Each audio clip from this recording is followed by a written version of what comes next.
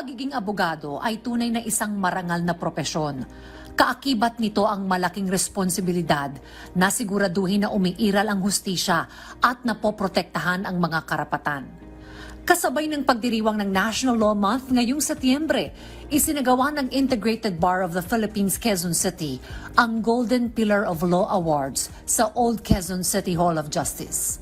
Pagbibigay pugay ito sa mga legal luminaries na kinilala hindi lamang dahil sa tagal ng kanilang serbisyo, kundi pati na rin sa kanilang malaking kontribusyon sa propesyon.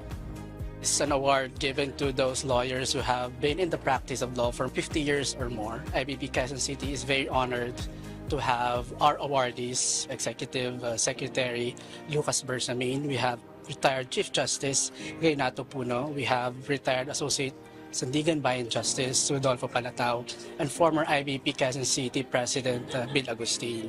These individuals are not just ordinary lawyers, they are movers and shakers of our nations. IBP Quezon City is very proud that they are our awardees, and they are very instrumental in shaping not only the legal profession but of course our history as a nation.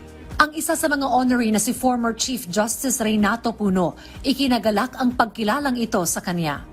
It's an award that gives recognition